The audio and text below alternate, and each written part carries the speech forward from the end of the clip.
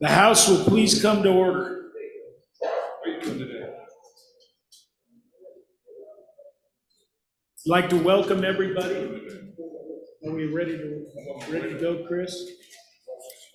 I would like to welcome everybody to the fourth day of the session, Thursday, February 15th, 2024. And just a note before I have the chief clerk call the roll, we can kind of notice around here that there's at least one committee missing. So we'll probably hold that roll for them till after play ball to make sure we pick up those folks if they come back in. So chief clerk, please call the roll. Convening roll call for the fourth day, February 15th, 2024. Alamand. Allred. Andrew. Angelos. Excused. Banks. Bear. Excused. Berger. Brown. Burkhart. Byron. Excused. Chadwick. Chestick. Plouston. Conrad. Crago. Excused. Davis. Eklund. Haraldson.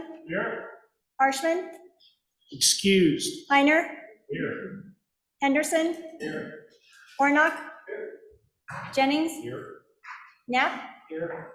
Larson Lloyd. Larson JT. Lawley. Locke. Excused. Nyman. Newsom. Nicholas. Nemec. Northrop. Excused. Oakley. Excused. Obermueller. O'Hearn. Olson. Ottman. Pendergraft. Penn. Provenza. Rodriguez-Williams. Sherwood. Singh. Slagle. Smith. Stith. Storer. Excused. Strzok. Excused. Stivar. Tarver. Trujillo. Walters. Ward. Washut. Western. Winter. Wiley. Yin. Zwaniter Dan. Zwaniter Dave. Speaker Summers. Here. I think we have one more we can pick up now. Locke. All right, Chief, we'll hold that roll until we get done with play ball. And so, members, please rise and help me welcome Reverend Mary Cockett from the Christ Episcopal Church of Cody to do our prayer of the day. Let us pray. As we are rooted here today in God, I invite you to remember and offer prayer for all the needs of healing of which you are aware. In your own body and heart and mind, in your relationship, in your community, among members of your family and your friends, and raise those prayers of healing up to God, knowing that He is doing perfect healing, better things than we can ask or imagine. Jesus said, "Therefore, if you are offering your gift at the altar, and there remember that your brother or sister has something against you, leave your gift there in front of the altar, and first go and be reconciled to them, and then come and offer your gift." I commend this teaching to you as a spiritual practice for the days ahead in this session, and especially to be embodied during each morning's meet and greet. Continuing with a prayer for your vocation. Almighty and heavenly God, you declare your glory and show forth your handiwork in heaven and on earth. Deliver us in our various occupations from the service of self alone, that we may do the work that you give us to do in truth and in beauty and for the common good, for the sake of him who came among us as one who serves, your Son, Jesus Christ our Lord, who now lives and reigns with you and the Holy Spirit, one God, now and forever. Amen. Amen. Thank you, Reverend Cockett. Please join me in the Pledge of Allegiance. I pledge allegiance to the flag of the United States of America and to the republic for which it stands, one nation under God, indivisible, with liberty and justice for all.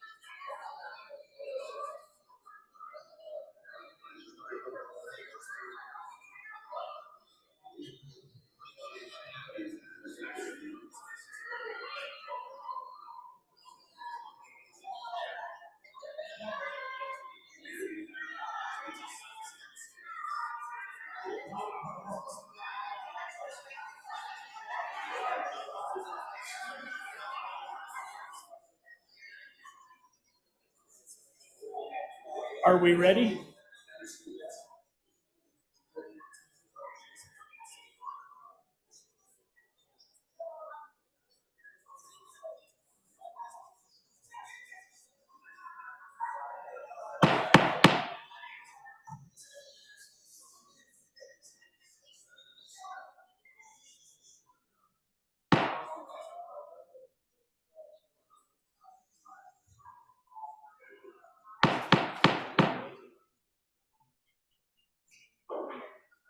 House will please come to order.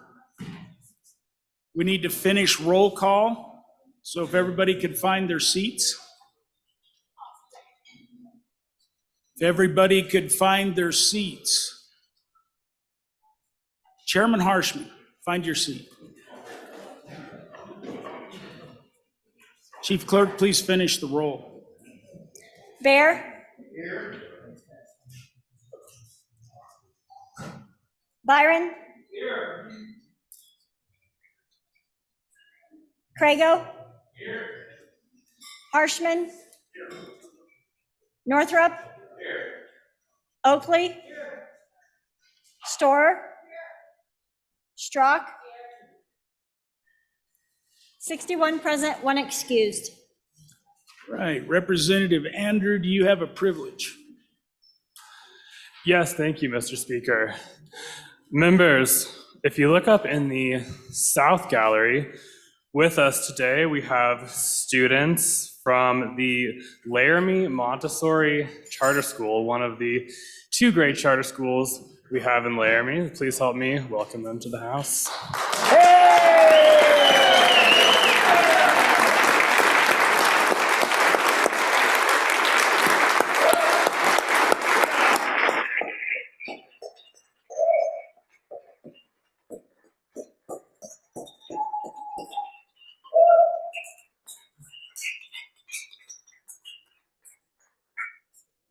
Students, welcome to the House. I think Representative Chairman Brown has a privilege. Privilege of the floor, Mr. Speaker. Please. I am going to do this regardless of what my good friend over here, Lloyd, is telling me. He's saying, no, don't do it. But, Mr. Speaker, NCSL, I'm sure most of you are aware, we pay dues. We have a fantastic relationship with them and them us. Every year we have an annual meeting. We have a lot of different committees that meet throughout the year, and I am your NCSL liaison, so I work hand in hand with them a lot, and I've actually received a lot of requests from you over the past years to find out how we get different policies, who can we contact with NCSL, and the number one person that we want to talk to on a regular basis is my friend Mark Quiner here, and he's standing over here in the south door. Mark is here today, and he is going to be in the speaker's office, so please come on over and introduce yourself if you don't know him. He is also a very, very big M&M fanatic, so if there's no M&Ms left, it's all Mark's fault. But if you would please give Mark a warm house welcome, and please say hi. Hey, hey.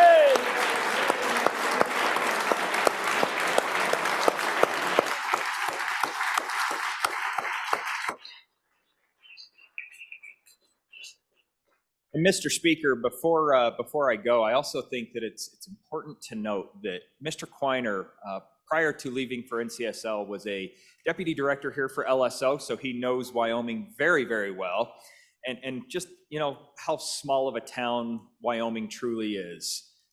Mark Quiner actually stayed with my grandparents right after law school, and we've known each other since. Heck, he was there when my mom went into labor. So it's a very special friendship that Mark and I share, but just one of those things that you never know when your paths will cross again, but we're lucky to have Mark here with us again.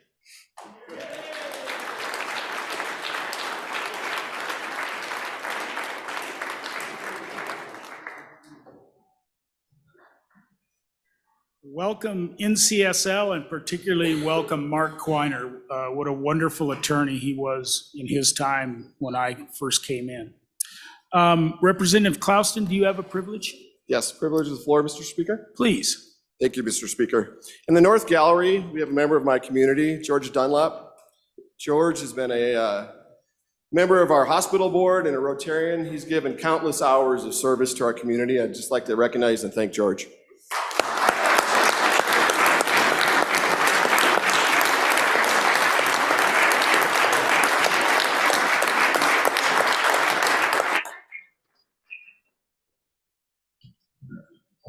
Welcome to the House. Does anybody else have a privilege? If not, let's do the Journal Committee report. Your Journal Committee reports that the Journal of February 14th, 2024 has been read and recommends that it be approved. Representatives Chestick and Ward. Thank you. The doctor of the day is Dr. Tom Radosevich, and the nurse of the day is Kim Morse. And, Dr. Radosevich, I always say this, but those of us that were kind of north of the land where the water was sweet, we know there were Radakoviches and there were Radoseviches. And he's a Radosevich. And he's like classic rural guy from Wyoming's doctor now. And it's really nice to see him here today. So thanks for coming. And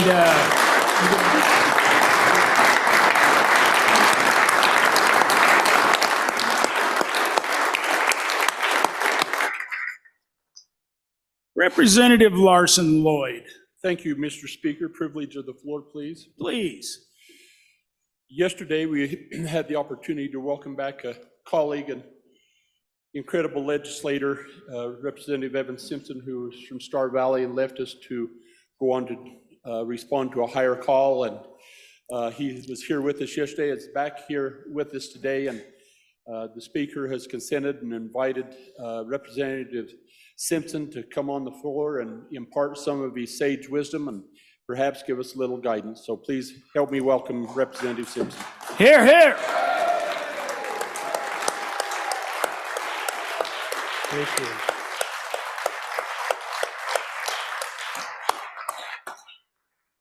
Representative Simpson, Thank you, Mr. Speaker, for this privilege. Appreciate please. that. Special welcome to all my colleagues that I served with all those years. Folks, when I first came to the legislature, I was appointed, and I was appointed in the fall time. And then 2 months later was Christmas. And I was then added to the email listing. And I was amazed of all these emails from 40 or 50 representatives to each other as a group, extending personal Christmas greetings. And I thought to myself, how could 60 people from all over the corners of the state possibly know each other that well to extend personal greetings to each other? 1 year later, I understood how that works. You're in a great experience, and I encourage you to embrace it, enjoy it, learn all that you can from it, because there's always a time when you're no longer a representative, and there is life after the legislature, I assure you. But enjoy the experience. Thank you, Mr. Speaker.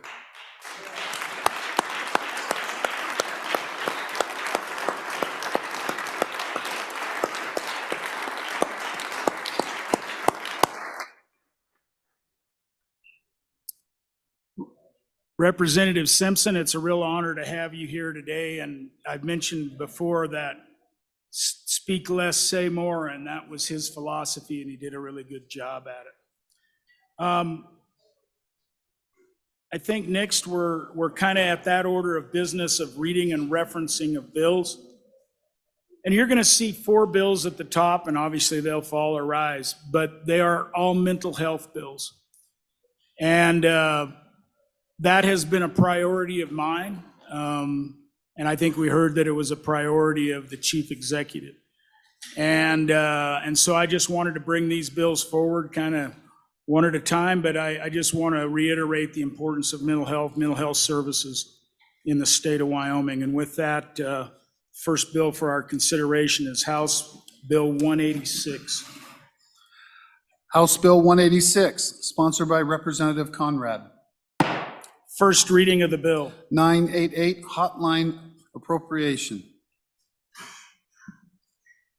Representative Conrad. Mr. Speaker, I move the House Bill 186 and ask for a favorable consideration. Members of the 67th, the short title is Hotline 988 Hotline Appropriation. But let me share this with you. This is not a hotline. It's a lifeline. We do have a role in suicide prevention. And to give you numerical values, since August of 2022, over 15,000 calls were answered by our 2 Wyoming life call centers. Of those, 3,592 to be exact, of those callers were veterans who were then referred to the Veterans Crisis Line. Of all those calls, let me share again, over 15,000 calls, only 2% of those calls required escalation of emergency 911 services.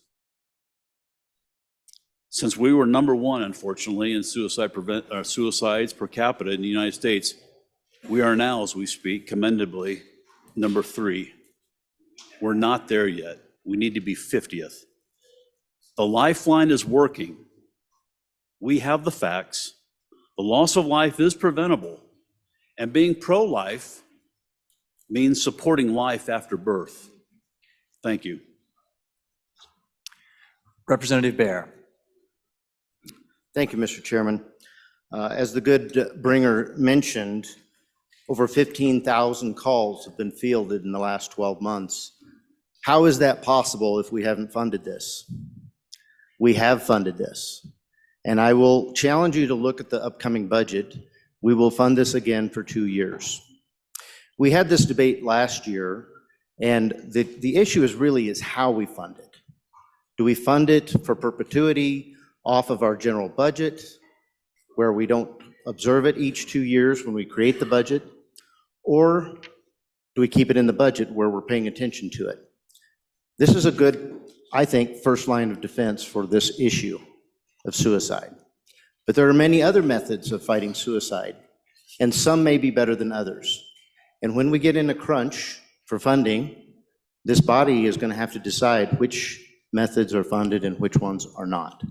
If this is off the budget, I guarantee you, if this is not the best solution, it won't be touched. Thank you, Representative Baer. Anyone else? Representative Heiner. Thank you, Mr. Chairman. I don't think there's any person within this body that does not want to fund the suicide prevention hotline. But do we want to give away control to a trust fund and limit our power of the purse string? That's our responsibility. And this is in the budget to fund this for the next 2 years. I anticipate it'll pass without any problems. But if we want to continue putting up trust funds and giving away the power of the purse, which we hold, why don't we put a trust fund up for all these other organizations? It's because we want to bring that to the forefront of our thoughts every year as we budget for these things. Our suicide prevention hotline has been marginally successful. We've dropped from number 1 in the nation down to number 3. We're not finished. Let's continue to work on this, and let's talk about it every year rather than turn over to autopilot. Thank you for Representative Heiner. We are 30 for rebuttal. Representative Conrad, 30 seconds. Sad, we keep kicking this can down the road. I've given you the data that you asked for last year, but the fact is, supporting the 988 appropriation is just not the responsibility of government providing an essential service to its people. It's a responsibility of those who follow God and what they're called to do in faith. Therefore, I ask both you to act in faith and to vote, and more importantly, ask for your favorable consideration. The Chief Clerk will call the roll.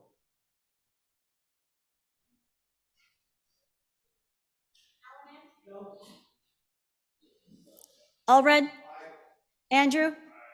Angelos, excused. Banks? Bear? Berger? Brown? Burkhart? Byron? Chadwick? Chestick? Klauston? Conrad? Crago? Davis? Eklund? Haroldson? Harshman? Heiner? Henderson? Hornock? Jennings? Knapp, Larson Lloyd, Larson JT, Lawley, Locke, Nyman, Newsom, Nicholas, Nemec, Northrup, Olson, Olson, Ottman, Pendergraft, Penn, Provenza, Rodriguez Williams, Sherwood, Singh, Slagle, Smith, Stiff, Aye. Storer, Strock, Stivar, Tarver, Trujillo, Walters, Ward, Washut, Western, Winter, Wiley, Yin, Yin, Zwanitzer Dan, Zwanitzer Dave, Zwanitzer Dave, Speaker Summers. Are there any changes? Olson, excused to aye. Further changes? Closing vote. Vote closed. 42 aye, 19 no, 1 excused. Having received the affirmative vote of 2/3 of the elected members, House Bill 186 has been introduced and is assigned to Committee Number 2, Appropriations. Representative Eklund. Thank you, Mr. Speaker Pro Tem. So I believe one of the schools from my area is here. Carpenter Elementary students from the 4th and 5th grade class are here, and their teachers are Mrs. Warren and Mrs. Rudd. Will you stand up and be recognized?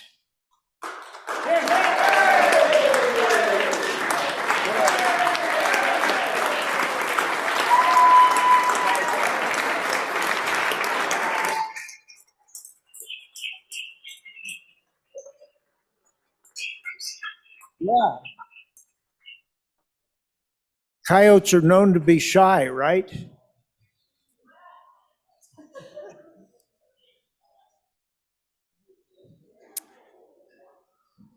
The next bill for our consideration is House Bill 144.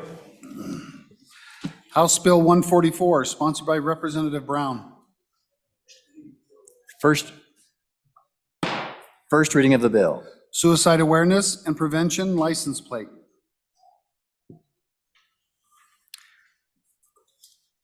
Chairman Brown.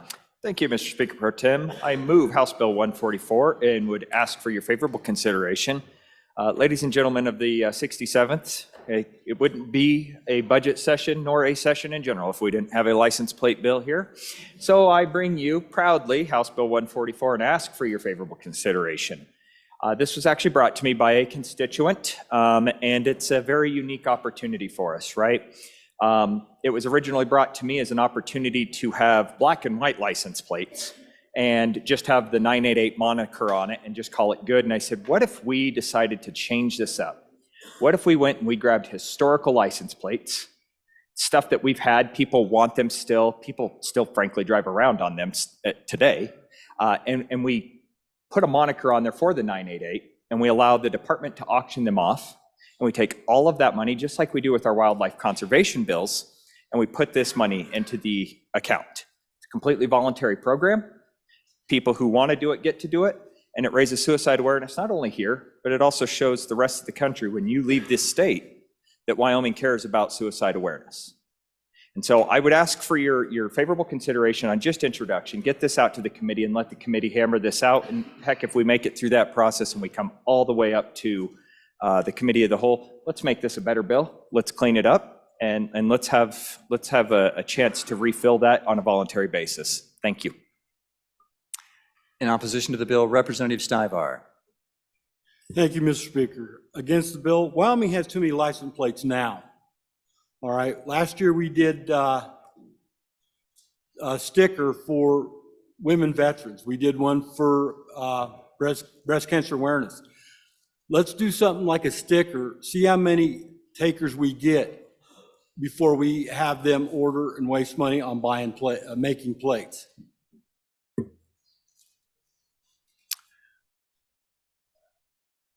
Thank you, Mr. Speaker Pro Tem. Just a question for the good bringer. Does this proposed license plate bear Steamboat, the Bucking Horse and Rider?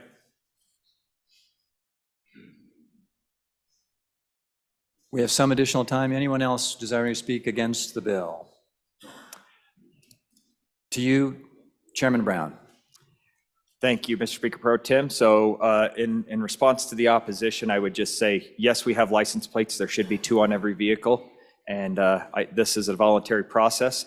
And the Bucking Horse and Rider, the tall drink of water from Sundance that used to make sure that we would have that on there, would be proud of that question. We'll make sure that we include that on there as well. The chief clerk will call the roll. Allemand, Allred, Andrew, Angelos excused, Banks, Bear, Berger, Brown, Burkhart, Byron, Chadwick, Chestick, Plouston, Conrad, Crago, Davis, Eklund, Haroldson, Harshman, Heiner, Henderson, Hornock, Jennings, Knapp, Larson Lloyd, Larson JT, Lawley, Locke, Nyman, Newsom, Nicholas, Nemec, Northrup, Oakley, Obermuller, O'Hearn, Olson, Ottman, Pendergraft, Penn, Provenza, Rodriguez Williams, Sherwood, Singh, Slagle, Smith, Stith, Aye. Storer, Strock, Stivar, Tarver, Trujillo, Walters, Ward, Washut, Western, Winter, Wiley, Yin,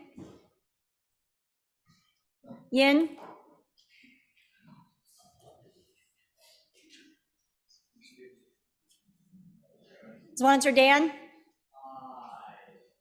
Zwanzer Dave, Speaker Summers,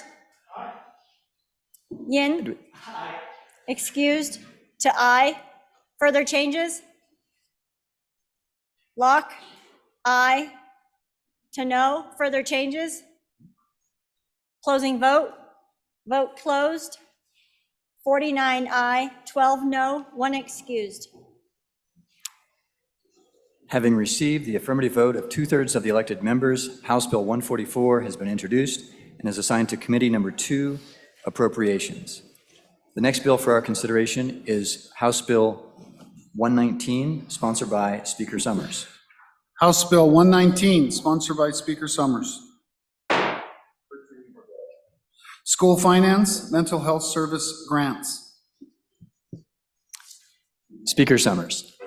Mr. Chairman, I would move House Bill 119 and ask for your favorable consideration. So this is a bill that really came out of the Mental Health Task Force.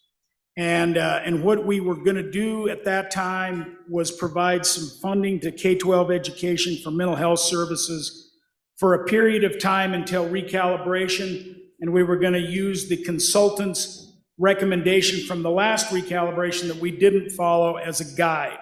So the dollars is based on that. The bill got too tricky, so I basically turned it into a grant program that looks very similar to the grant program that we passed in this body last year.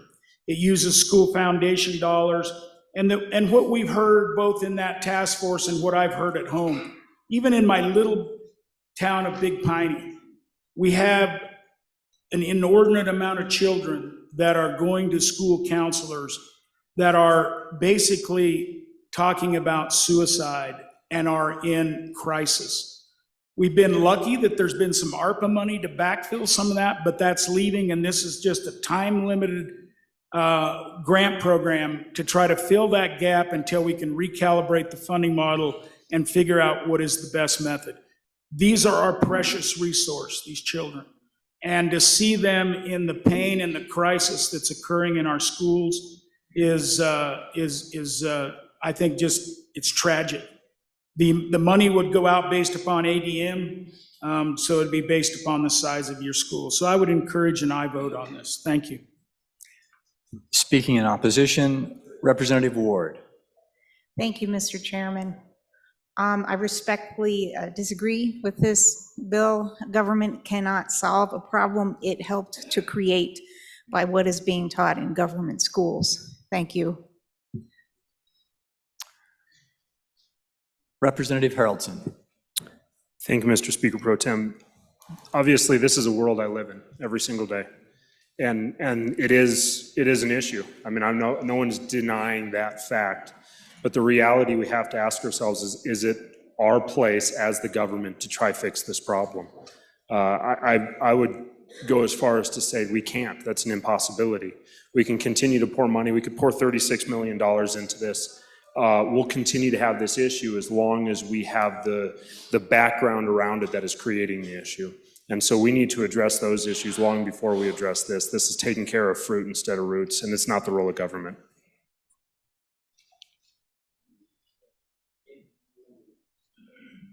Representative Heiner. Just a question for the good speaker. Will this go as a grant with no strings attached, or will there be some feedback to assure that this is going to the proper, what we intend it to go to, and that not used for any other item? Thank you. Representative Wiley. Just more of a question for the bringer, Mr. Speaker. Thank you. Does this have the opportunity to save one young person? Just one? I'd like to know that. Speaker Summers on rebuttal. Yes to the last question and yes to the second to the last question if you read the bill. And it's unfortunate that it's the role of government, and it's unfortunate that we don't have parents that do all of this work. But in fact, we have broken families, broken hearts, we have broken individuals that are parents, and those children bring those challenges to school on and for. The chief clerk will call the roll. Allemand? Allred? Andrew? Angelos, excused. Banks? Fair? Berger? Brown? Burkhart? Byron? Chadwick? Chestick? Clauston? Conrad? Crago? Davis? Eklund? Haroldson? Harshman? Harshman? Excused. Heiner? Henderson? Warnock? Jennings? Knapp? Larson Lloyd? Larson JT? Lawley? Locke? Nyman? Newsom? Nicholas? Nemec? Northrop? Oakley? Obermueller? O'Hearn? Olson? Ottman? Pendergraft? Penn? Provenza? Rodriguez Williams? Sherwood? Singh? Slagle? Smith? Stiff? Aye. Storer? Strzok? Stivar? Tarver? Trujillo? Walters? Ward? Washut? Western? Winter? Wiley? Yin? Zwanitzer Dan? Zwanitzer Dave? Speaker Summers? Harshman? Excused. To aye. Further changes? Closing vote. Vote closed. 38 aye, 23 no, 1 excused. Having failed to receive an affirmative vote of 2/3 of the elected members, House Bill 119 has failed introduction. The next bill for our consideration is House Bill 169. House Bill 169, sponsored by Representative Zwanitzer Dan. First reading of the bill. Mental Health and Vulnerable Adult Task Force. Representative Zwanitzer. Dan. Thank you, Mr. Chairman. I'd move House Bill 169, ask for its favorable introduction. So members, last April, your management council internally set up, set up 2 task forces. One was the Mental Health and Vulnerable Adults Task Force, and one was the Regulatory Reduction Task Force. We've seen 4 bills so far from both of those task forces on this floor, bills that we've brought. And so the discussion was both of them need to continue at our management council meeting in December. There was some disagreement on how it ended, if management council was bringing those bills from the council or if individual legislators were sponsoring them. By the time that got sorted out, well, here we are. I'm bringing this on behalf of management council to continue the task force for the next year.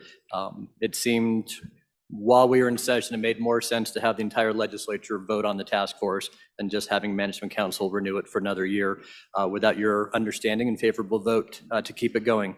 So the bill is pretty much the exact same as the current management council adopted language.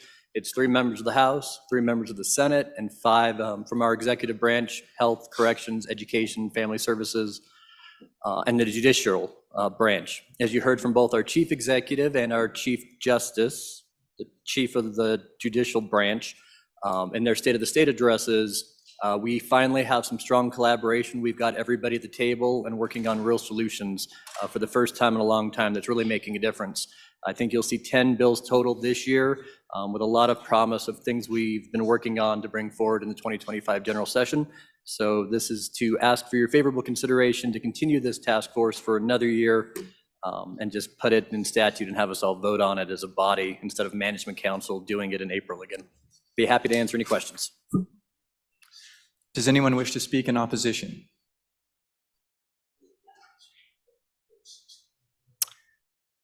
The chief clerk will call the roll.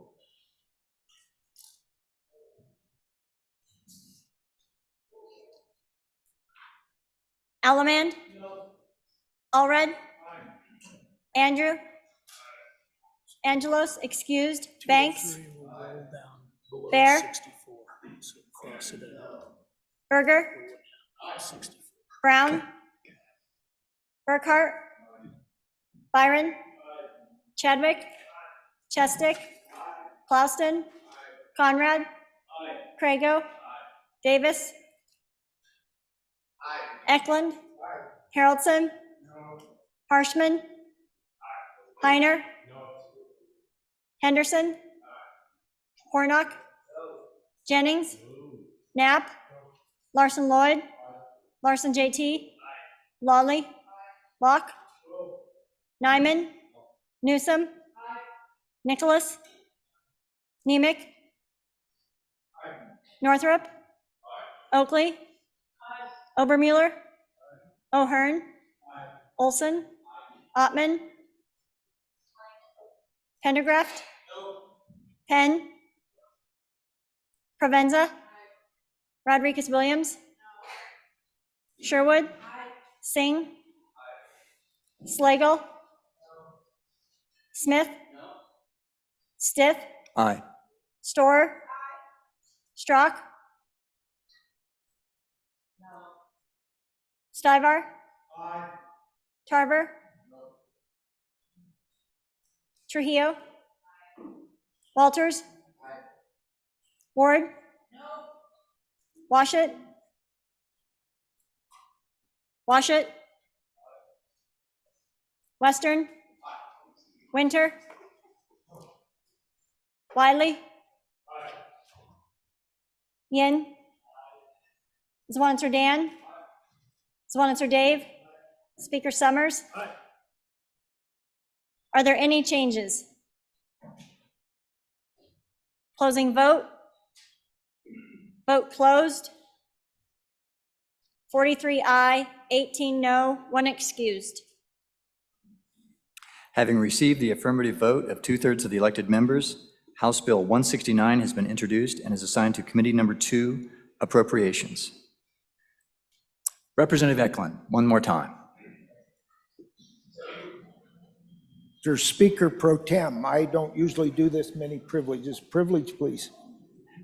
Proceed, Mr. Representative This one Eklund. is a second one. As most of you know, we're in a cave here and can't see much. So I couldn't tell what students were up there. I got a notice that Carpenter was there and I was wrong. But it's good to introduce them twice because it's an excellent school with excellent teachers and excellent students, and they're in my district. So will you join me in welcoming the Carpenter 4th and 5th grade class? Stand up, kids.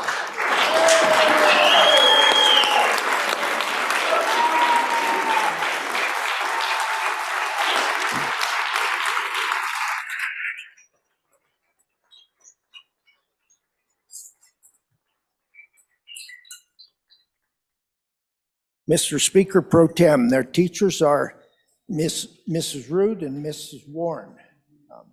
And I'm sorry I didn't get that introduction in. Too much introduction. Thanks for coming. And welcome to the House. The next bill for our consideration is House Bill 174. House Bill 174, sponsored by Representative Sherwood. First reading of the bill. Paid family and medical leave. Representative Sherwood. Mr. Speaker Pro Temp, I move House Bill 174 and ask for your thoughtful consideration. This bill is an opt-in, a voluntary tool that supports our hardworking employees who want the option to plan ahead for building their families or supporting them through difficult times. Over a 3-year period, the bill phases in the voluntary options for employees or their employer as part of a recruitment and retention package to buy into a statewide pool for paid family and medical leave insurance. Our workforce department will select a third-party insurance carrier to offer the leave, and the insurance provider will provide no less than 60% of wage replacement for 12 weeks. Qualifying events for this include birth, adoption, foster care placement, a family emergency, medical emergency, or any emergency related to an active duty military officer. The phases are over the next 3 years. First is that any state employee will be offered the option to buy into the paid family medical leave. The next is private Wyoming employers with 2 or more people. And then in 2027, it will be open to anyone who is self-employed or a Wyoming business with 1 employee. So employers have the option to pay for this on behalf of their employees, but are not required to. Payments shall be pre-tax to the extent allowable under the law. Thank you for your consideration. Does anyone wish to speak in opposition? The total amount of time allowed for opposition is 1 minute. Representative Baer. Thank you, Mr. Chairman. I urge a no vote on this particular bill. This is, it's unfortunate that we're kind of going down this path of more and more benefits to our employees that we don't see in the private sector. Yes, this will eventually extend that private sector employers could purchase it, but here we're going to, in a situation where we're struggling to get enough employees, we're going to give them another reason to take time off, paid time off, which will put more pressure on our workforce. And I would add that there is no fiscal note. It was determined indeterminable because of the time. So I think this needs a little bit more time to figure this out before we vote on it. We have a little more time, 20 seconds. Representative Hornock. Thank you, Mr. Speaker. Just so you know, our state employees do get great benefits. This will extend to others, I understand, but right now, if you're unaware, there is a program in our state benefits plan that allows you to put your pets on our medical insurance. You have to pay for it, but it's out there. Representative Sherwood for rebuttal, 30 seconds. Thank you. This is a good bipartisan policy that supports the ability of our hardworking families to care for their children and loved ones in difficult times. Our moms and dads are the lifeblood of our workforce, and Wyoming's economy is stronger when we invest in tools that help families balance paid work and caregiving. Thank you. The chief clerk will call the roll.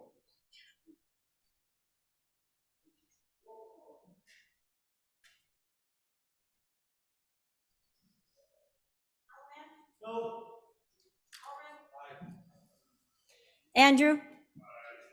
Angelos, excused. Banks? Bear? Berger? Brown? Burkhart? Byron? Chadwick? Chestick? Clauston? Conrad? Crago? Davis? Eklund? Haroldson? Harshman? Harshman?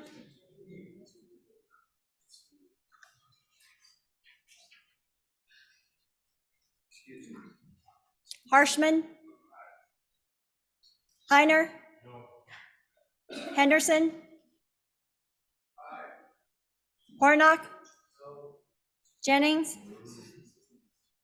I'm sorry, Jennings? Knapp? Larson Lloyd? Larson JT? Lawley? Locke? Nyman?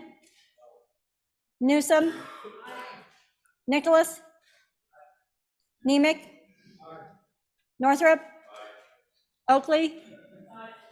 Obermuller? O'Hearn? Olson? Ottman? Pendergraft? Penn? Provenza? Rodriguez Williams? Sherwood? Singh? Slagle?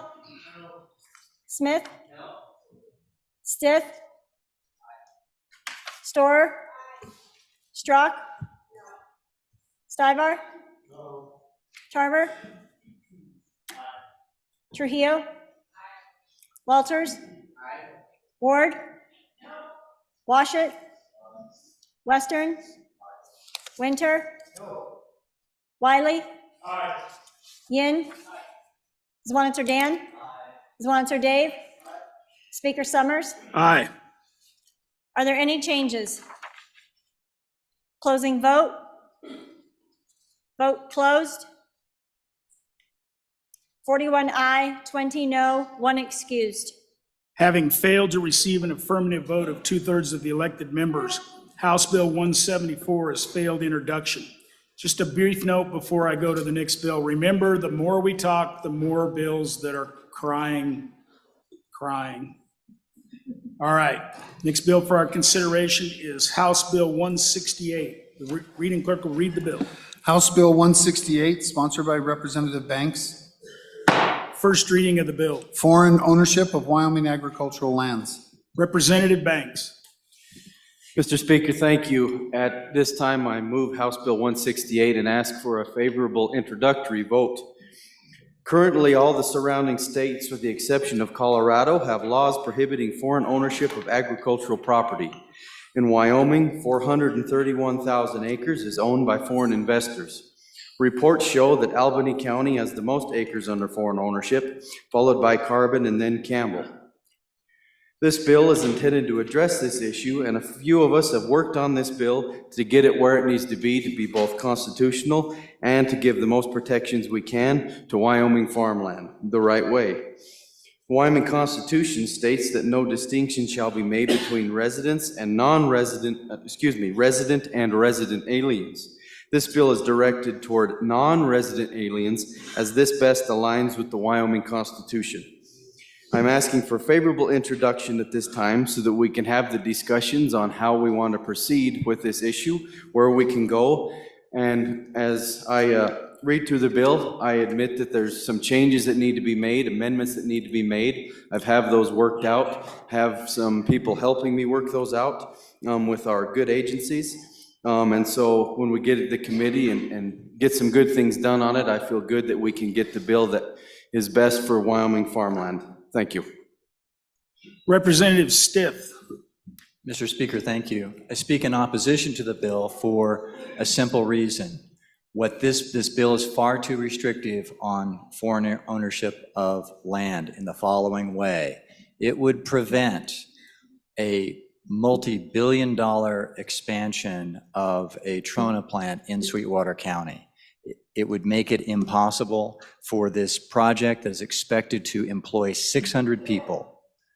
It would make it impossible for that project to go forward because as presently drafted, if they have a lease, they're only allowed to lease it for 10 years. And no one is going to invest $2, $3, $4 billion for a 10-year lease that by the terms of the bill cannot even be renewed. The threat of foreign ownership of agricultural land in Wyoming is a threat that is not something that's going to damage the state. And here's why. Let's imagine foreigners buy ag land. What are they going to do with it? Put it on casters and roll it to South America?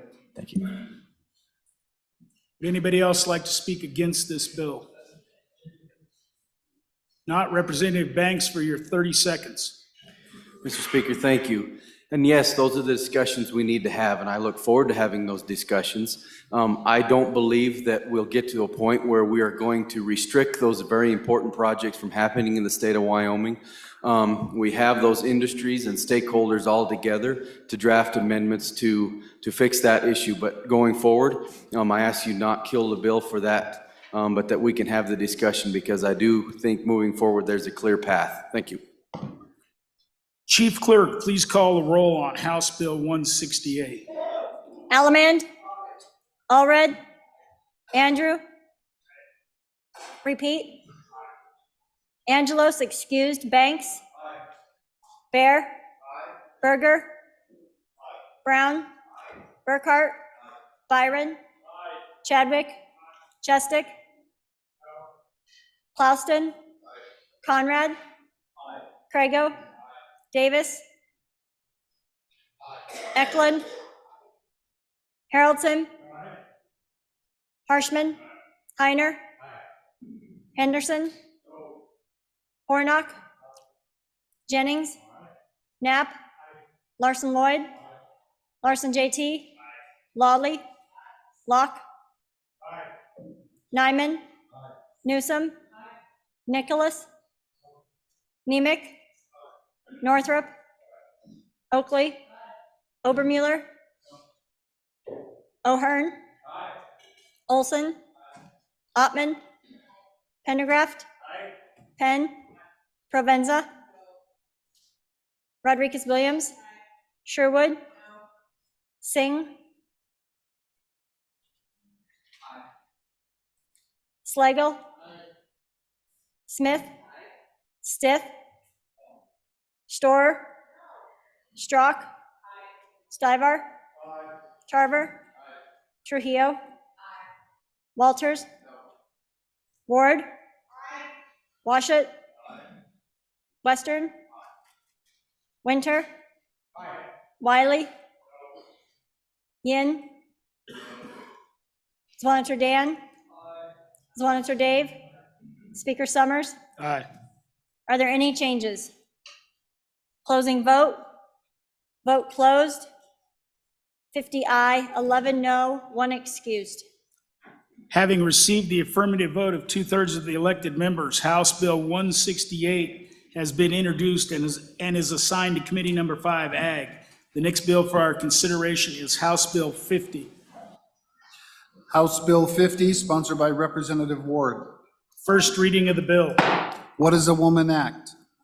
Representative Ward. Thank you, Mr. Speaker.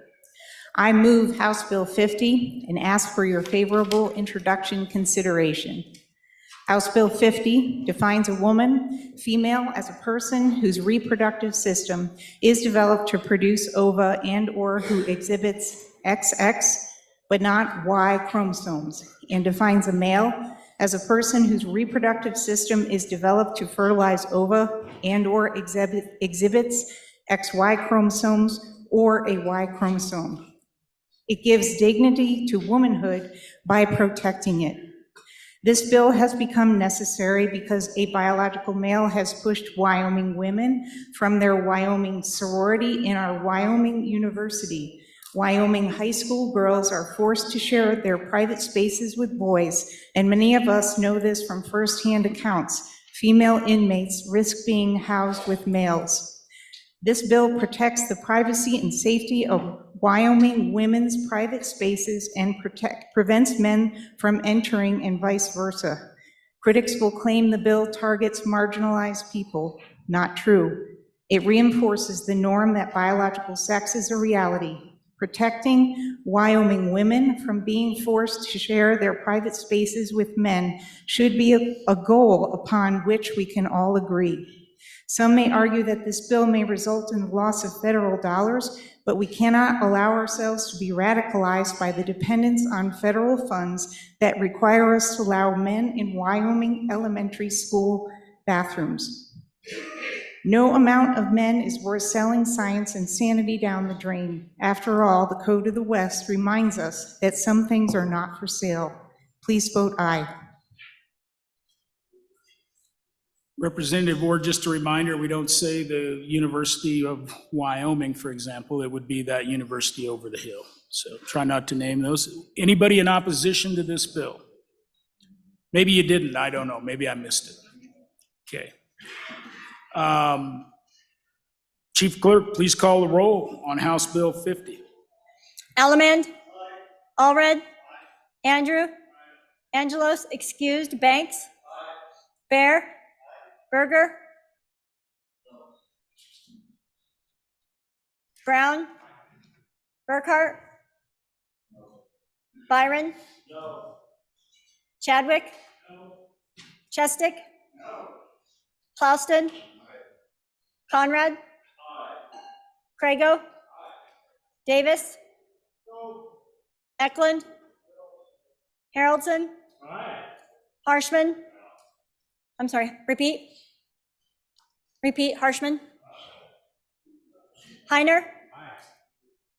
Henderson. Hornock. Jennings. Knapp. Larson Lloyd. Larson JT. Lawley. Locke. Nyman. Newsom. Nicholas. Nemec. Northrup. Oakley. Obermuller. O'Hearn. Olson. Ottman. Ottman. Pendergraft. Penn. Provenza. Rodriguez Williams. Sherwood. Singh. Slagle. Smith. Stith. Storer. Strzok. Stivar. Tarver. Trujillo. Walters. Ward. Washut. Western. Winter. Wiley. Yin. Zwaniter Dan. Zwaniter Dave. Speaker Summers. Are there any changes? Closing vote. Excuse me. Davis. No to aye. Further changes? Closing vote. Vote closed. 37 aye, 24 no, 1 excused. Having failed to receive an affirmative vote of 2/3 of the elected members, House Bill 50 has failed introduction.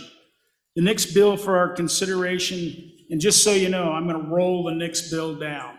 So if you're wondering about your sheet, I'm making a change. So the next bill for our consideration is House Bill 179. So that person, if they're not expecting to be up next, don't worry, we'll give you a little time. So Chief Clerk, please call the roll on that bill. Or to call the, anyway, please read the bill. I was trying to hurry things up, I'm sorry. House Bill 179, sponsored by Representative Nemec. First reading of the bill, State Park Peace Officers, definitions, and scope of authority.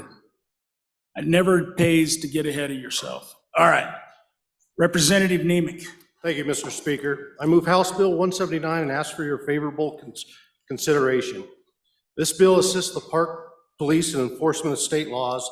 Currently, they cannot take enforcement action off the state parks. If a violator refuses to stop on the park and leaves, the park police cannot pursue. It will allow response to emergency calls in order to assist state and local law enforcement. This bill will allow the enforcement of laws in their headquarters building without having to call local law enforcement. I urge an aye vote. Thank you. Because he just skipped it. Chairman Newsom in the opposition. Thank you, Mr. Speaker. I'm hoping that we can take this topic to the interim committee of TRW. And speaking with state parks, I think that this is a larger topic than we can deal with in a budget session and have a real opportunity to make the changes that we need. I don't think this bill does it, but we're willing to take it at TRW as an interim topic. Thank you. More time left. Representative Hornock. Thank you, Mr. Speaker. More of a question. In state statute currently, if they're called out, they can respond to something off state park, is the way I understand state statutes right now as it's written. So we're not, they're not limited in that way if they're called on, if they're asked for assistance. Representative Smith, there's still time. Thank you, Mr. Speaker. Other quick question would be, do these officers receive the same exact training at our law enforcement academy? And so they have all the same training as everybody else, correct? Anybody else? Representative Nemec for your 30 seconds. To answer the first question, they have to get permission. So in a major incident, they're not going to get through for the radio system to get that. So they can't self-go. The second question, yes, it's the exact same academy, exact same post requirements for those law enforcement officers. Chief Clerk, please call the roll on House Bill 179. Elliman? Allred? Andrew? Angelos, excused. Banks? Bear? Berger? Brown? Burkhart? Byron? Chadwick? Chestick? Klauston? Conrad? Crago? Davis? Eklund? Haroldson? Harshman? Heiner? Henderson? Hornock? Jennings? Knapp? Larson Lloyd? Larson JT? Lawley? Repeat. Locke? Nyman? Newsom? Nicholas? Nemec? Northrup? Oakley? Obermuller? O'Hearn? Olson? Ottman? Ottman? Repeat. Pendergraft? Penn? Provenza? Rodriguez Williams? Sherwood? Singh? Slagle? Smith? Stith? Storr? Strzok? Stivar? Tarver? Trujillo? Walters? Ward? Washut? Western? Winter? Wiley? Yin? Swanitzer Dan? Swanitzer Dave? Speaker Summers? Aye. Are there any changes? Obermuller, no to aye. Further changes? Closing vote. Vote closed. 41 aye, 20 no, 1 excused.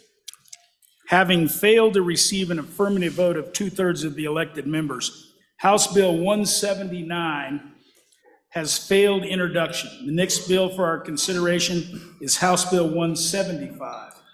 House Bill 175, sponsored by Representative Northrup.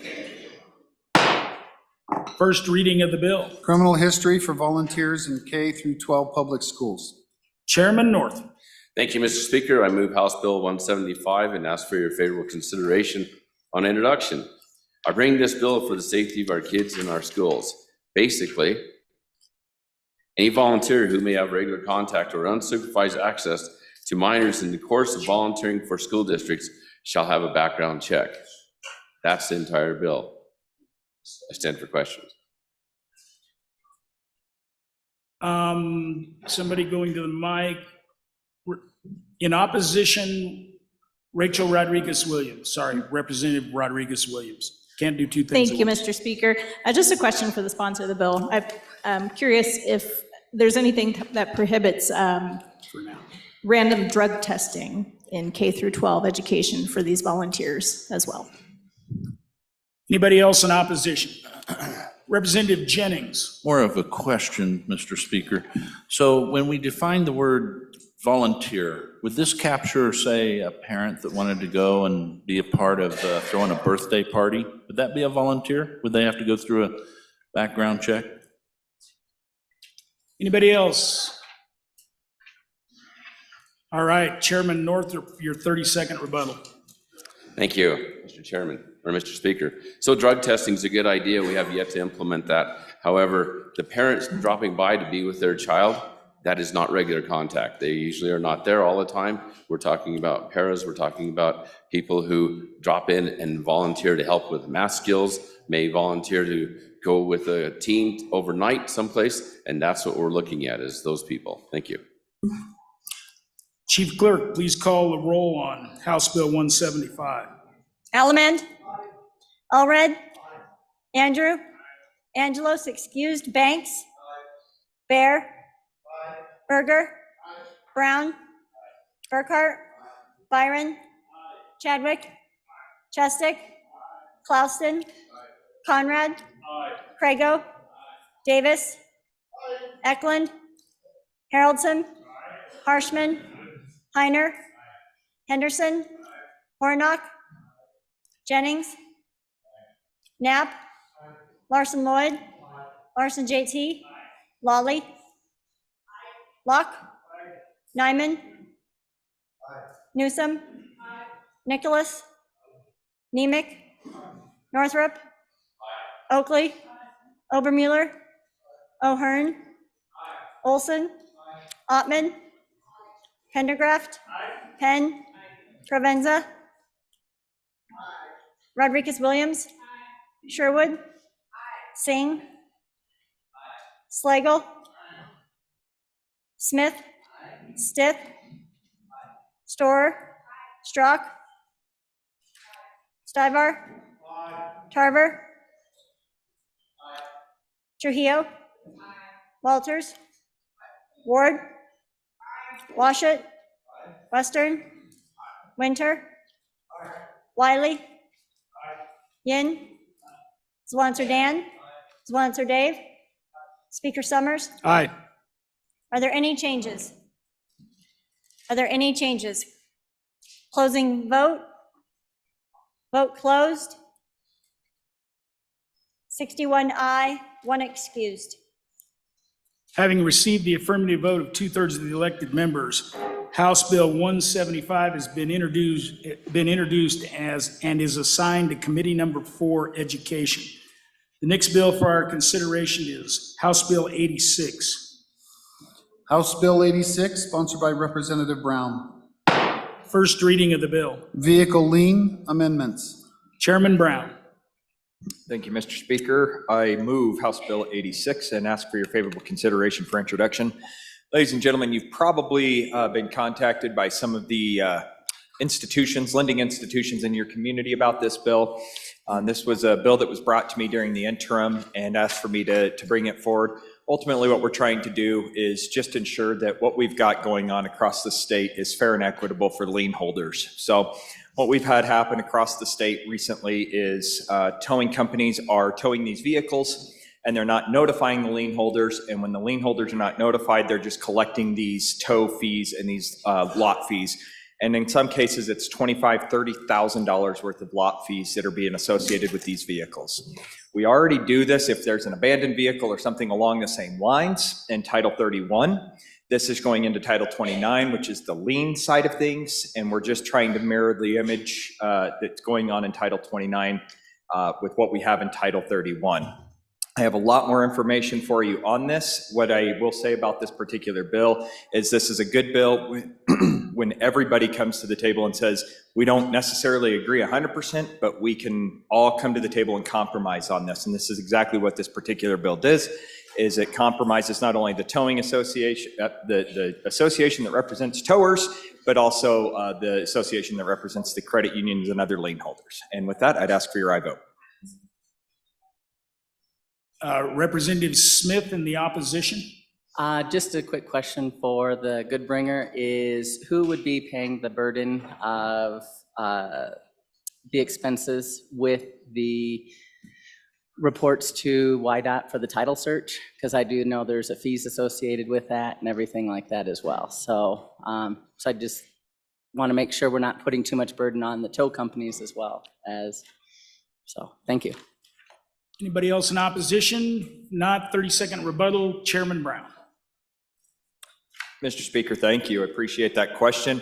And to be completely frank and honest with you, I don't have a direct answer with that, but that is one that I will get for you. Should this move forward, I'll certainly get that information for the good bringer of the question, and we'll make sure that that gets answered in committee as well. Chief Clerk, please call a roll on House Bill 86. Alaman. Allred. Andrew. Angelos, excused. Banks. Bear. Berger. Berger. Brown. Burkhart. Byron. Chadwick. Chestic. Klauston. Conrad. Crago. Davis. Eklund. Haroldson. Harshman. Heiner. Henderson. Hornock. Jennings. Knapp. Larson Lloyd. Larson JT. Lawley. Locke. Nyman. Newsom. Nicholas. Nemec. Northrup. Oakley. Obermueller. O'Hearn. Olson. Ottman. Pendergraft. Penn. Provenza. Rodriguez-Williams. Sherwood. Singh. Slagle. Smith. Stith. Storer. Strock. Stivar. Tarver. Trujillo. Walters. Ward. Washut. Western. Winter. Wiley. Yin. Zwanitzer Dan. Zwanitzer Dave. Speaker Summers. Aye. Are there any changes? Closing vote. Vote closed. 61 aye, 1 excused. Having received the affirmative vote of 2/3 of the elected members, House Bill 86 has been introduced and is assigned to Committee Number 7, Corporations. Representative Andrew. Thank you, Mr. Speaker. Privilege of the floor. Please go ahead. Thank you, Mr. Speaker. Members, today, in addition to students from the Laramie Montessori Charter School, we also have students from the Snowy Range Charter School, also in Laramie. They are up in the South Gallery. They are grades 6 through 8, and they are accompanied by their teacher, Mr. Johnson.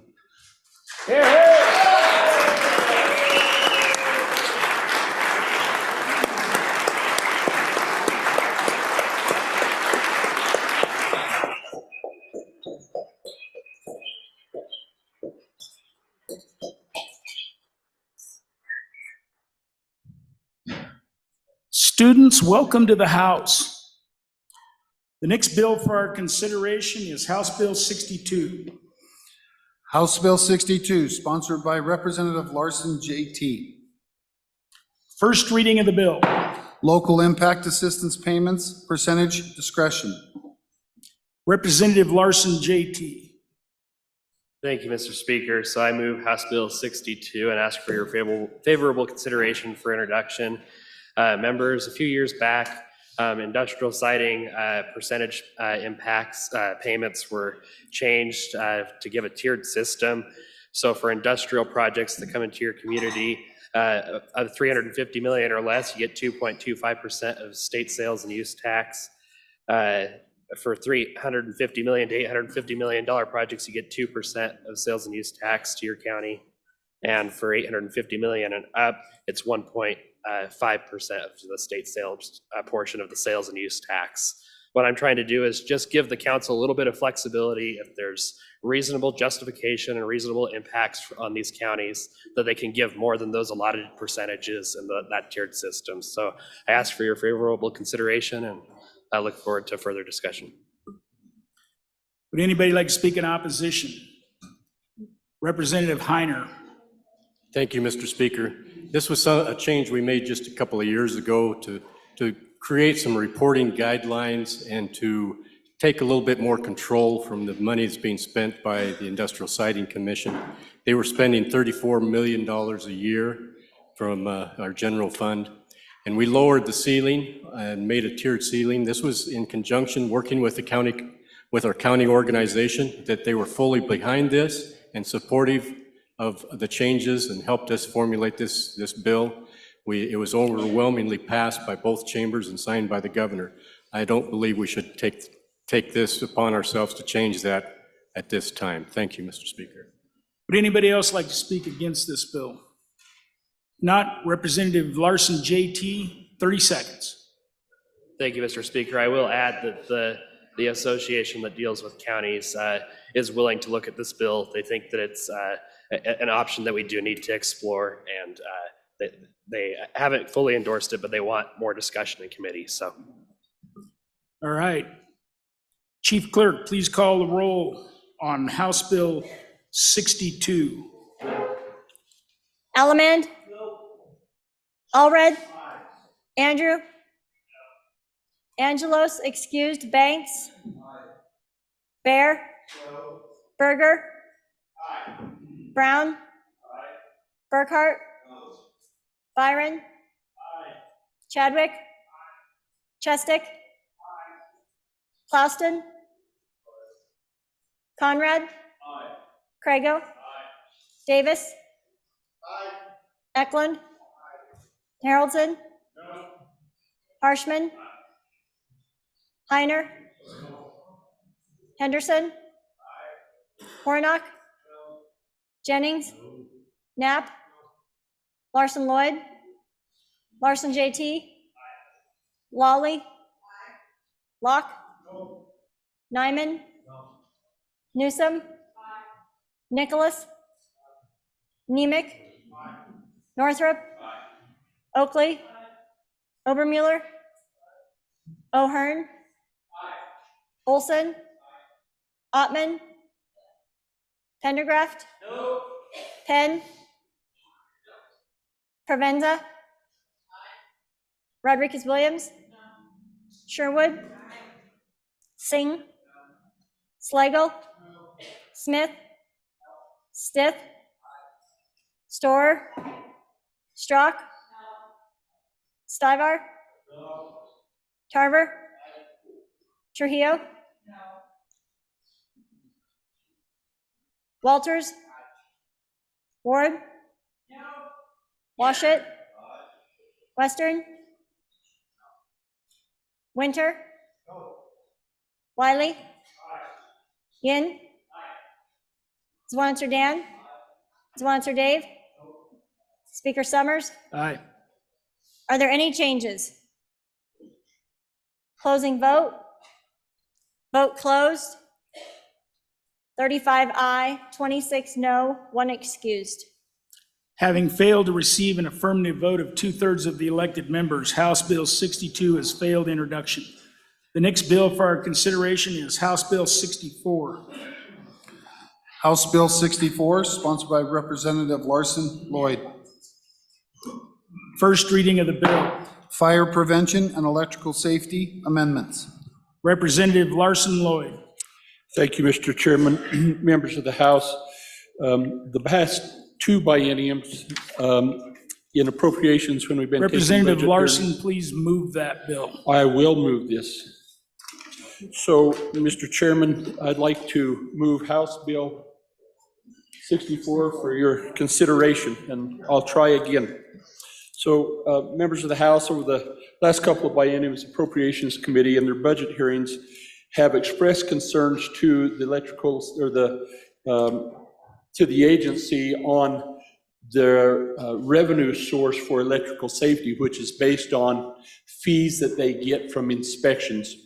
And they too have expressed concerns because in 2026, they'll be upside down in there, and that electrical safety administration relies solely upon those fees for, to maintain that portion of the office. We have tried a couple of times to pass bills that raise the fees that are in statutes. I think it's been a couple of decades, at least a decade since those have been raised. The body has consistently rejected raising those fees. So another option we have that we do in this bill is when those fees are generated right now, it's a 60-40 split between the agency and the state general fund, and we just decrease the amount going to the general fund, don't do anything to the fees, and give the agency more of the fees collected so that they can continue to be funded by the current rates. Would anybody like to speak in opposition to this bill?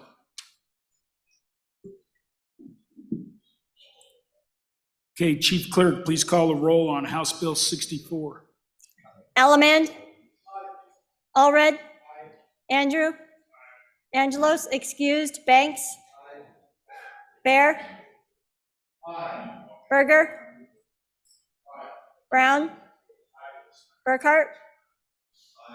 Byron. Chadwick. Chestick. Clausen. Conrad. Crago. Davis. Eklund. Haroldson. Harshman. Heiner. Henderson. Hornock. Jennings. Knapp. Larson Lloyd. Larson Lloyd. Larson JT. Lawley. Locke. Nyman. Newsom. Nicholas. Nemec. Northrop. Oakley. Obermuller. O'Hearn. Olson. Ottman. Pendergraft. Penn. Provenza. Rodriguez-Williams. Sherwood. Singh. Slagle. Smith. Stiff. Storer. Strzok. Stivar. Tarver. Trujillo. Walters. Ward. Washut. Western. Winter. Wiley. Yin. Zwaniter Dan. Zwaniter Dave. Speaker Summers. Aye. Are there any changes? Allemand. Aye. Allemand. Aye. Further changes? Closing vote. Vote closed. 61 aye, 1 excused. Having received the affirmative vote of 2/3 of the elected members, House Bill 64 has been introduced and is assigned to Committee Number 7, Corporations. The next bill for our consideration is House Bill 77. House Bill 77, sponsored by Representative Washut. First reading of the bill. Simple assault and domestic assault menacing. Chairman Washut. Thank you, Mr. Speaker. Members, I move House Bill 77 for introduction and ask for your favorable consideration. Our present statute defining the crime of assault is deficient. Presently, we have two distinct crimes in our statute, simple assault and battery. They're two different crimes. 62501 states that a person is guilty of simple assault if, having the present ability to do so, he unlawfully attempts to cause bodily injury to another. So if I try to hit a fellow in the nose, but he ducks and I miss, that would be an assault, an attempted battery under our existing statutes. Our statutes define the crime of battery as the act of causing bodily injury to another by physical force. If I throw that punch and connect with the fellow's nose, that would be a battery. The definition of assault as an attempted battery seems rather odd because we already have an attempt statute. 61301 says that a person is guilty of an attempt to commit a crime if, with the intent to commit that crime, he does any act which is a substantial step towards commission of that crime. So an attempted battery could be prosecuted as an attempt. We don't need an assault statute as it's presently written. If you look up the crime of assault in a legal dictionary, you'll probably find a definition such as a wrong act of causing someone to reasonably fear imminent harm. This is what is missing from the Wyoming assault statute, and this bill redefines assault to include this threatening and menacing conduct. This bill fixes that problem. If you look at the co-sponsors on this bill, you'll see the folks who have experience in this arena support this bill. I will stand for questions. Anybody in opposition? Anybody in opposition to the bill? Is that Representative Ward heading to the mic? Representative Ward. Thank you, Mr. Speaker. I'm questioning here, a little uncertain. What if I brandish a weapon because I'm defending myself? Is that menacing? Or I get in an argument with someone, it gets quite heated, we get close to each other. Is that menacing? I'm worried this could go too far. This is the nature of my questions. Anybody else in the opposition? Chairman Washit for 30 seconds.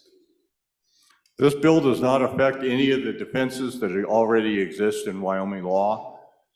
So a situation of self-defense would not be changed by this. This will affect only those situations where someone is so intimidating and menacing, threatening to hurt you, that you would recognize a reasonable fear of imminent harm. Chief Clerk, please call a roll on House Bill 77. Allemand, Allred, Andrew, Angelos excused, Banks, Bear, Berger, Brown, Burkhart, Byron, Chadwick, Chestick, Plouston, Conrad,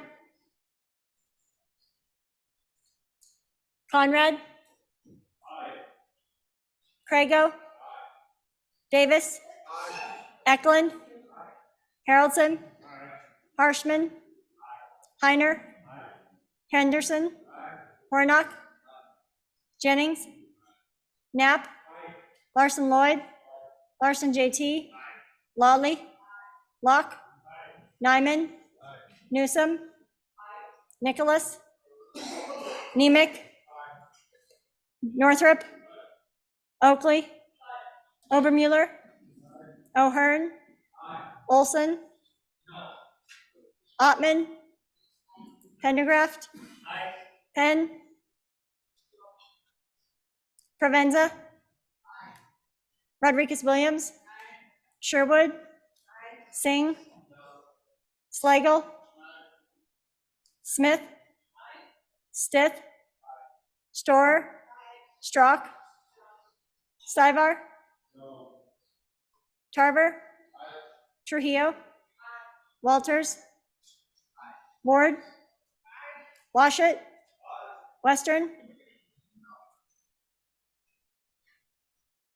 Winter, Wiley, Yin? Zwaniter Dan? Zwaniter Dave? Speaker Summers? Aye. Are there any changes? Hornock, aye. To no, further changes? Further changes. Closing vote. Vote closed. 52 aye, 9 no, 1 excused. Having received the affirmative vote of 2/3 of the elected members, House Bill 77 has been introduced and is assigned to Committee Number 1, Judiciary. The next bill for our consideration is House Bill 89. House Bill 89, sponsored by Representative Larson Lloyd. First reading of the bill. County Clerk's frivolous filing procedure. Representative Larson Lloyd. Thank you, Mr. Speaker. I'd like to move House Bill 89 for your favorable consideration. And Mr. Speaker, currently, if you're a public official, you're protected in statute in 29-1501 on a frivolous filing of a lien. So if you were a county commissioner or a judge or something and somebody didn't like the way you were doing your job and they filed a lien against your property and it was frivolous, you're protected by statute. What our public officials on the judiciary side and on really in local government more are finding is that there are frivolous filings where an individual may come into the county clerk and say, I'm making this filing against Judge Larson because I don't like the way he ruled or is what he's requiring me to do, and I'm claiming damages of X million of dollars. And the filings oftentimes have no basis in law, but the clerks are still required to file them. And unlike liens, where there's protection against a frivolous lien, there's nothing on filings. And so what we're trying to do with this bill is establish a process that if somebody comes in to the clerk and the clerk determines that or feels that filing is frivolous, there's a process then, and it's not just for her to decide. She can refer it to a judge to be reviewed. The person making the filing gets to have his day in court and say, this is why I think it's valid, and then the judge would rule on that. Now, if that filing is filed by the clerk, then it has to stay. But a clerk may go back, because in our counties we have a lot of filings that are old that perhaps are frivolous. She could have those Time. reviewed. In opposition to the bill, Representative Penn for your first time, or not first time, but Representative Penn. Thank you, Mr. Speaker. I just have a question for the bringer. Would FOIA requests be included in this? Representative Stiff, there's time remaining. Mr. Speaker, for the bringer of the bill, my question is, what if the county clerk thinks that my lien filing is frivolous because on the notary block, I have said that it's acknowledged and the clerk thinks it should be subscribed and sworn, or vice versa. If I have something on my notary block that the clerk doesn't like, or if the clerk just doesn't like me, what do I do about that? Representative Jennings, we still have time. Thank you, Mr. Speaker. So this seems like this might be more anti-transparency for a clerk that doesn't like someone requesting. I'm against it. Looks like we're done. Representative Larson Lloyd for your 30 seconds. Thank you, and I think that's, to the last comment made, I think that's really why it's important that it be referred to the judge, and the person making the filing has his opportunity to appear before the judge to justify their action. And I think that applies to the good Sweetwater County representative too, that it's not just the determination of the clerk. Chief Clerk, please call the roll on House Bill 89. Elliman? Elliman? Allred? Andrew? Angelos, excused. Banks? Bear? Berger? Brown? Burkhart, Byron, Chadwick, Chestick, Clauston, Conrad,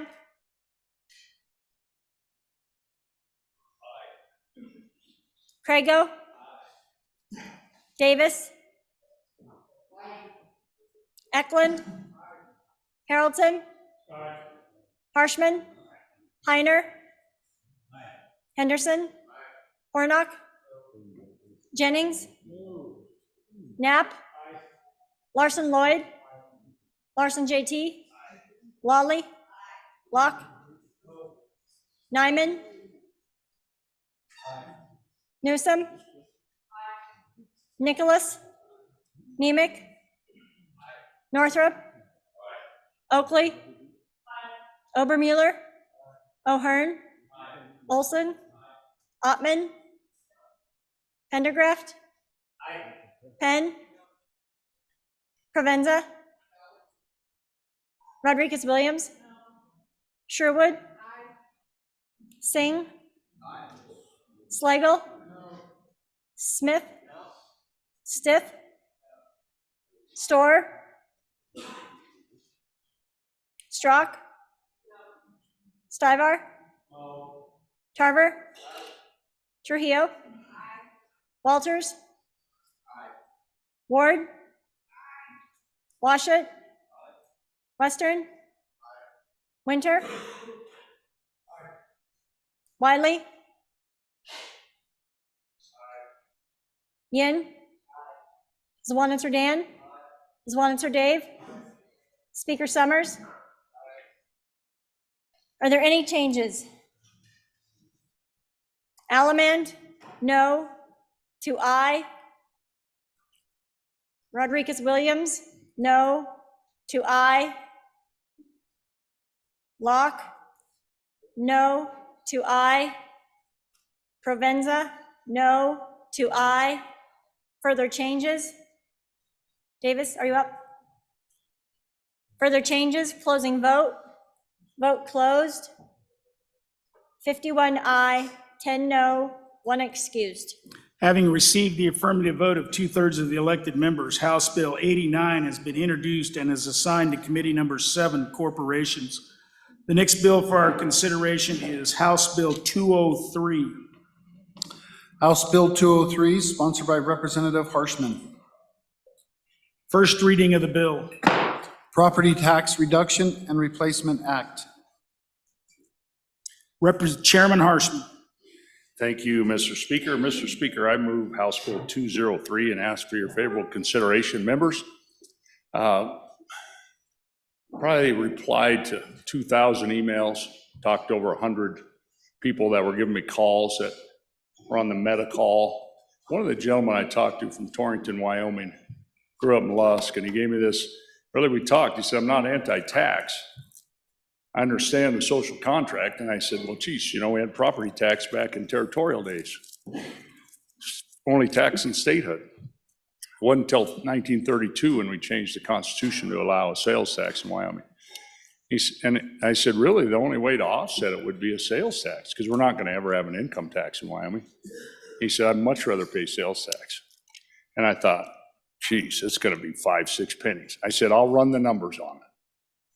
2 pennies. So I think we should talk about it to remove this $1 million exemption on every residential structure and improved land that goes with that structure in Wyoming. And then I saw the state of Nebraska has introduced the same thing. And so it's just a different way to pay. And so you spread it from those 200,000 residences to the 4 million visitors that pay 10% of the sales tax in our state, and all 560,000 of us. So people can retire in dignity and not have to come up with that big check. I talked to a lot of people. One guy says, first time ever, I couldn't make the November payment. I had to split it in 2. A little town in Carbon County. And then for new people who are trying to buy a home, it's going to take $200-300 off their house payment, off the escrow. And so really, what does it mean, this tax cut? You're going to say, oh, it's a 2-cent tax raise. Well, you're going to take about $400 more out of it. I sent it to you, the economic analysis for a family of 3 that makes $63,000 a state. You're going to take about 400 more bucks in sales tax. Time. Thank you, Mr. Speaker.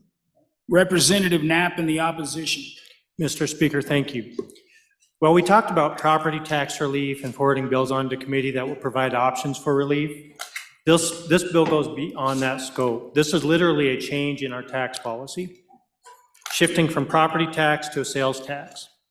In reading through it, I'm reminded of the tipping fountain I would like to install at the bottom of the rotunda that would allow the public to see our systems of tips, backfilling, our flows, our dumping, our trust fund buckets, and water as cash flowing in every direction. In this bill, there are tax exemptions, tax shifts, rebates, backfills, local distributions, which will add to the glorious exhibit downstairs. This is a serious bill with interesting concepts, shifting from property tax to sales tax. But it is not a bill for immediate relief. It is one to be studied, vetted, examined in the interim. I commend the bringer for his creativity, Time. but at least, thank you. We still have a minute. Representative Bear. Thank you, Mr. Speaker. This is a bill that is going down a path that I like, but what I don't like is not having the time to determine what is it really going to do. And I'll tell you, one thing I see in the bill is that we're going to basically put a tax increase into permanent position, but the decrease on the property tax side is not permanent. And if you recall our debate about the spending policy on rules, this body didn't want to constrict itself in that way. And if we're not willing to constrict ourselves in that way, I fear that the other reduction, the exemption, will go away.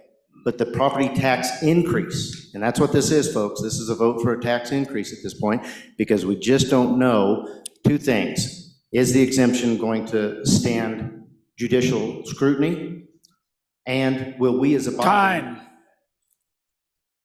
That's it. That's the 2 minutes in opposition. We now have 30 seconds rebuttal. Thank you, Mr. Speaker. A lot of kind of straw man brought up there, but really 400 bucks out of your right pocket. Economic analysis, I emailed every one of you, 2,100 to 2,500 put back in your left pocket. People retire in dignity. New first-time home buyers can afford a home. And the folks who administer our taxes say it's going to take a load off them because they're not going to have any more courthouse sales. I think it's a huge property rights issue. This is a huge vote for Wyoming, and the biggest lie the devil ever told is about time. Chief Clerk, please call the roll on House Bill 203. Elleman. Allred. Andrew. Angelos, excused. Banks. Bear. Berger. Brown. Burkhart. Byron. Chadwick. Chestick. Clauston. Conrad. Crago. Davis. Eklund. Haroldson. Harshman. Heiner. Henderson. Hornock. Jennings. Knapp. Larson Lloyd. Larson JT. Lawley. Locke. Nyman. Newsom. Nicholas. Nemec. Northrop. Oakley. Obermuller. O'Hearn. Olson. Ottman. Pendergraft. Penn. Provenza. Rodriguez Williams. Sherwood. Singh. Slagle. Smith. Stiff. Storer. Strock. Stivar. Tarver. Trujillo. Walters. Ward. Washut. Western. Repeat. Winter. Yin. Zwanitzer. Dan, sorry.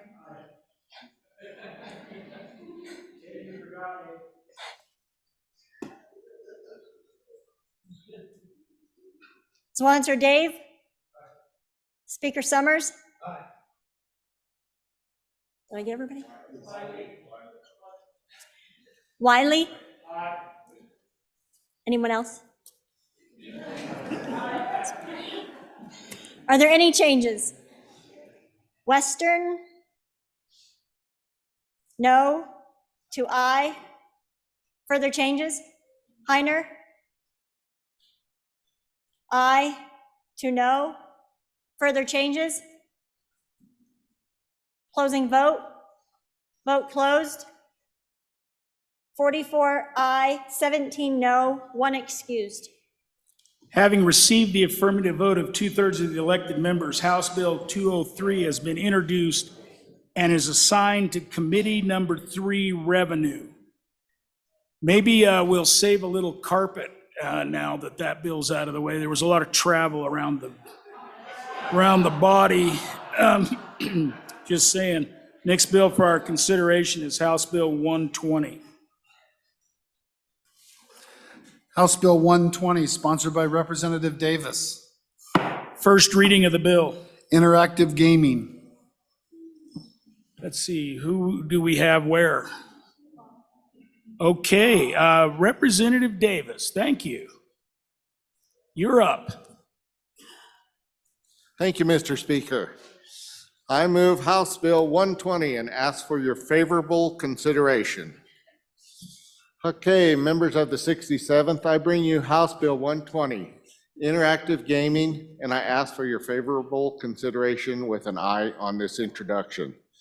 This bill does several important things. It begins to eradicate the illegal iGaming market right here in Wyoming.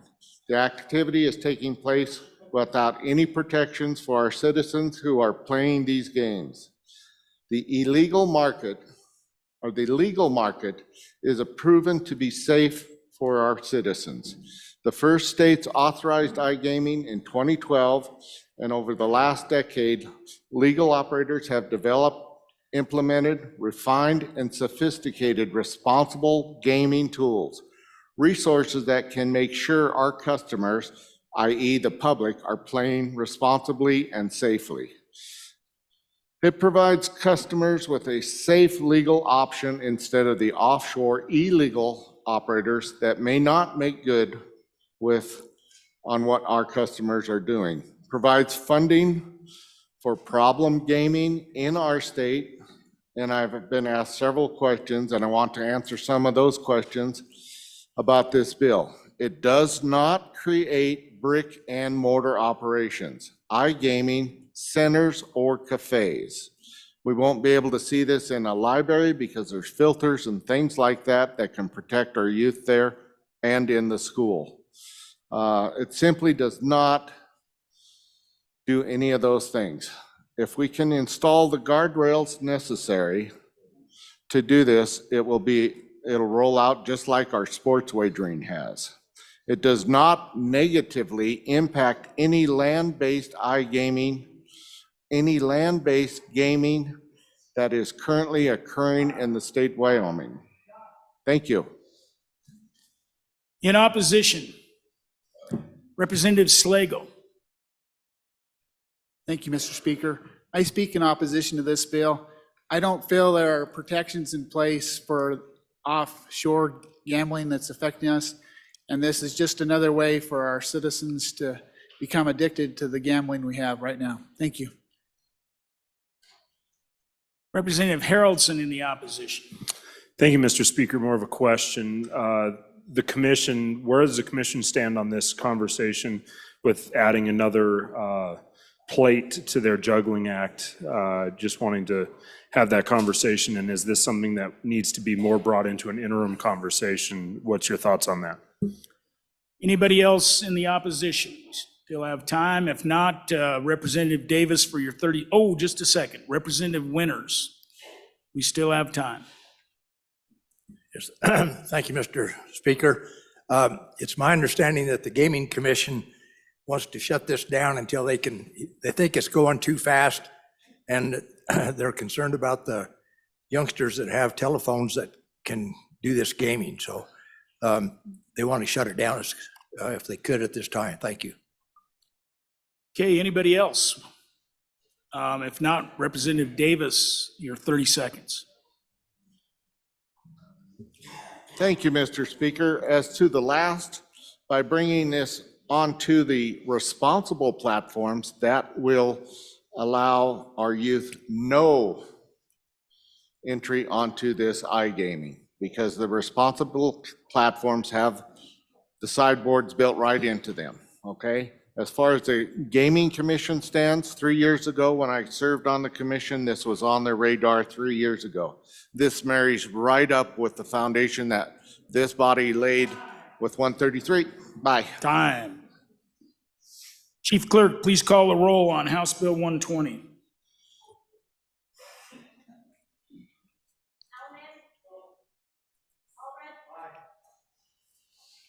Andrew? Angelos, excused. Banks? Bear? Berger? Brown? Burkhart? I'm sorry, repeat.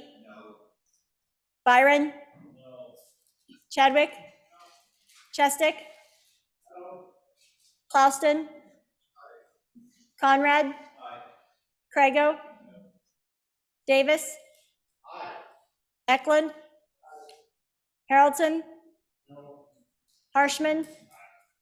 Heiner? Henderson? Hornock?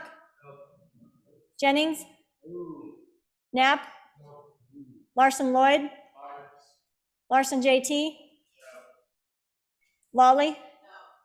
Locke? Nyman? Newsom? Nicholas? Nemec? Northrop?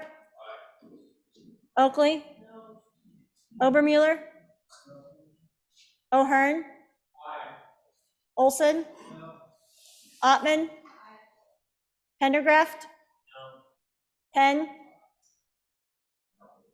Repeat. Provenza? Rodriguez Williams? Sherwood? Singh? Slagle? Smith? Stith? Storer? Storer? Strock? Stivar? Tarver? Trujillo? Walters? Ward? Washut? Western? Winter? Wiley? Yin? Repeat. Zwaniter Dan? Zwaniter Dave? Speaker Summers? Aye. Are there any changes? Berger? No. To aye. Further changes? Closing vote. Vote closed. 25 aye, 36 no, 1 excused. Having received the affirmative vote of, having failed to receive an affirmative vote of 2/3 of the elected members, House Bill 120 has failed introduction. The next bill for our consideration is House Bill 94. House Bill 94, sponsored by Representative Heiner. First reading of the bill. Net metering. Oh, Representative Heiner, there you go. Thank you, Mr. Speaker. I move House Bill 94 and ask for your favorable consideration. This is a net metering. The bill was, this net metering legislation was originally enacted in 2001. During this past summer, we had a rate case situation where many of people in Wyoming got nervous about their power bills. Small business owners, the airport, and specifically this was brought to me by a bunch of ranchers who pay significant amount of money for irrigation costs in the summertime. They were wanting to know what they could do to ensure that their rates don't continue to increase exponentially. So this raises the ceiling from 25 kilowatts up to 750 kilowatts that you can install for solar or wind and be able to connect up to the utility. Now, there are several states that have higher ceilings than this, but the average is 25, but there's a number, about 12 states that allow higher. Now, is this fair to the utility company? I've got surveys and research papers that says it is. It disperses the load throughout the whole system so they don't have to build large transmission lines. But if I have a solar panel on my rooftop and I have batteries in the basement and I store during the night or during the daytime and then pull off those batteries, I'm not going to get 100% of the power back, usually about 70 or 80%. So if this bill passes introduction, I will bring an amendment to change this such that any power stored to the utility, there's only about 70 or 80% that's given back as a credit. Now with the net metering, it only reduces the energy component of the bill. The customer generator still pays all the regular normal monthly bill, but it just helps reduce this cost. So with that, Mr. Speaker, I ask for your favorable consideration. Chairman Brown in the opposition. Not in the opposition, Mr. Speaker, just a question on what does this do for the electric generation that we currently see? Will this impact, what we actually see in the state right now with our coal, oil, and natural gas production? Representative Stith, are you just there, or Representative Stith? Mr. Speaker, thank you. So for the bringer of the bill, a question, this dramatically increases the kilowatt threshold for net metering users. So if you can tell us about what percentage of customers would now be eligible to essentially have the full net metering if we do this? I assume it would be a lot higher. If this became very popular, then would it be the case that those who are not doing net metering, that don't have their own self-generation, would they be bearing a larger percentage portion of the transmission costs for the utility? Thank you. Let's see, how much time, do I still got another minute, right? Okay, Chairman Northrup in the Thank you, opposition. Mr. Speaker. I'd just like to ask why 750? Why 3/4 of a meg and not 100 or 150 kilowatts? All right, I think we're done with that. So Representative Heiner, your 30-second rebuttal. Thank you, Mr. Speaker. 750 is because pivot irrigation. That's what they needed for a couple of pivots, and they can put these solar panels in the corner where the pivots don't reach and be able to utilize that land for solar panels. Now, as far as this, Wyoming is not an ideal solar source. The potential to grow solar generation in Wyoming is not that great. Right now, there's very few that take advantage of the net metering, and with this, probably, there may be some small business owners, the airport, and Time. Chief Clerk, please call the roll on House Bill 94. Ellement? Allred? Andrew? Angelos, excused. Banks? Bear? Berger? Brown? Burkhart? Byron? Chadwick? Chestick? Klauston? Conrad? Crago? Davis? Eklund? Haroldson? Harshman? Heiner? Henderson? Hornock? Jennings? Knapp? Larson Lloyd? Larson JT? Lawley? Locke? Nyman? Newsom? Nicholas? Nemec? Northrup? Oakley? Obermuller? O'Hearn? Olson? Ottman? Pendergraft? Penn? Provenza? Rodriguez Williams? Sherwood? Singh? Slagle? Smith? Stith? Storer? Strzok? Stivar? Tarver? Trujillo? Walters? Ward? Washut? Western? Winter? Wiley? Yin? Swanitzer Dan? Repeat? Swanitzer Dave? Speaker Summers? Aye. Are there any changes? O'Hearn? No. To aye. Further changes? Closing vote? Vote closed. 35 aye, 26 no, 1 excused. Having failed to receive an affirmative vote of 2/3 of the elected members, House Bill 94 has failed introduction. The next bill for our consideration is House Bill 96. Now I do want another one. House Bill 96, sponsored by Representative Stiff.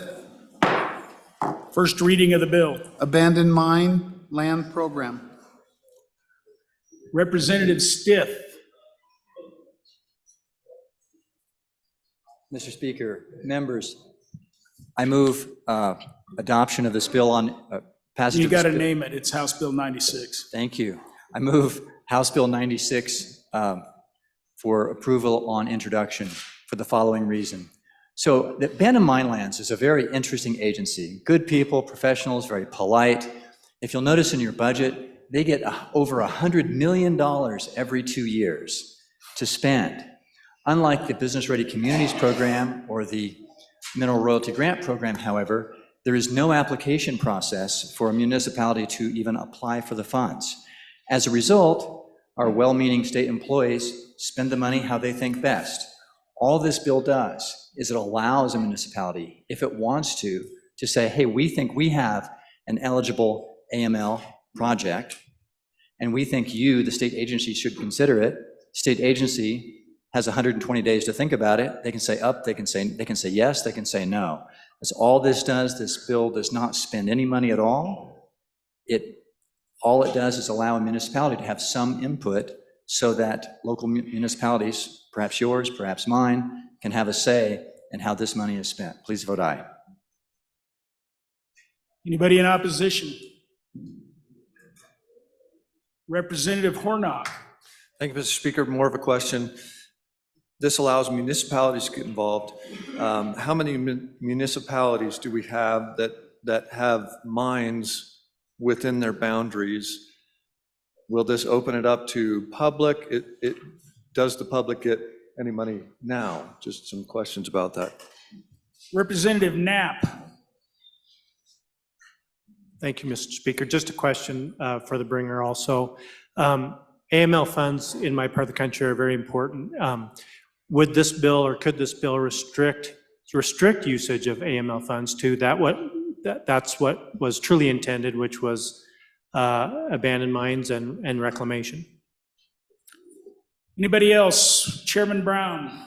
Thank you, Mr. Speaker. More of a question again. I used to work for the agency that houses this division, and I guess my question is directly is there something not happening? Are we not getting funds to particular communities that need them? Because I know that they're going through the $100 million, and I know that there's a lot of good work being done. So I'm just curious if there's a reason and an impetus behind this. Representative Stiff for your 30-second rebuttal.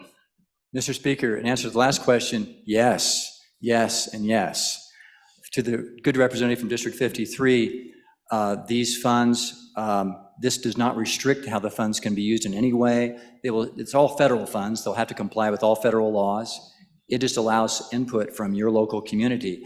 And communities in the northeast part of the state have received significant sums of money. There are many communities around the state with a history of mining who can benefit from this. So please vote aye.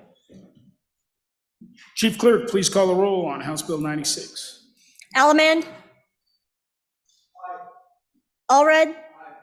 Andrew? Angelos, excused. Banks? Bear? Berger? Brown? Burkhart? Byron? Chadwick? Chestick? Klauston? Conrad? Crago? Davis? Eklund? Harrelson? Harshman, Harshman. Heiner, Henderson, Warnock, Jennings, Knapp, Larson Lloyd, Larson JT, Lawley, Locke, Nyman, Newsom, Nicholas, Nemec, Northrup, Oakley, Obermuller, O'Hearn, Olson, Ottman, Pendergraft, Penn, Provenza, Rodriguez Williams, Sherwood, Singh, Slagle, Smith, Stith, Storer, Strock, Stivar, Tarver, Trujillo, Walters, Ward, Washut, Western, Winter, Wiley, Yin, Zwaniter Dan, Zwaniter Dave, Speaker Summers. Aye. Are there any changes? Closing vote. Vote closed. 57 aye, 4 no, 1 excused. Having received the affirmative vote of 2/3 of the elected members, House Bill 96 has been introduced and is assigned to Committee Number 2 Appropriations. The next bill for our consideration will be lunch.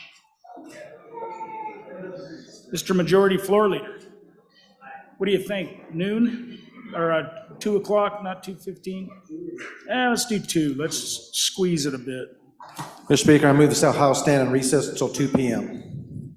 Committee announcements, Chairman Newsom. Thank you, Mr. Speaker. Your Committee Number 6, Travel, Recreation, Wildlife, and Cultural Resources, will meet at 1 o'clock today in Capitol Extension 5 to take up House Bill 67, Outdoor Recreation Tourism Trust Fund Amendment Administration 2. Chairman Harshman.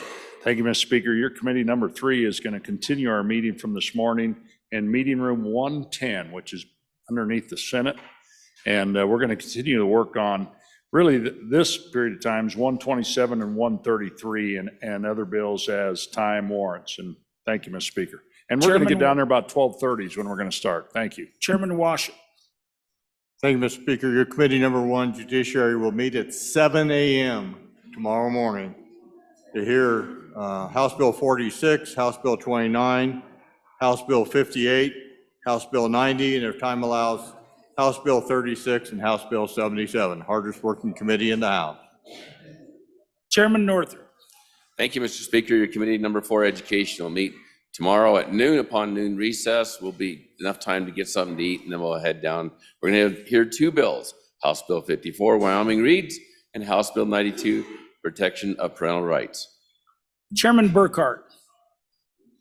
Thank you, Mr. Speaker. Your committee number 9, Minerals, Business, and Economic Development, will meet at 8 a.m. tomorrow morning, February 16th, to consider 2 bills, 141 and 35, and anything else that's assigned. Chairman Brown. Thank you, Mr. Speaker. Your committee number 8, Transportation, Highways, and Military Affairs, will meet in about 15 minutes. So grab some lunch and then we'll be down in our normal room of 3 to hear House Bill 23, Vehicle Registration E-Certificate and Grace Period, and House Bill 66, Firefighter Cancer Screening Benefits. You heard the Majority Floor Leader's motion. Oh, we got a Chairman Olson. Thank you, Mr. Speaker. I would like to re-refer House Bill 86 to Committee Number 8, Transportation. House Bill 86 is re-referred to Committee Number 8, Transportation, without objection. So ordered. With that, all those in favor of the Majority Floor Leader's motion say aye. Aye. Opposed? We stand at recess until 2 p.m.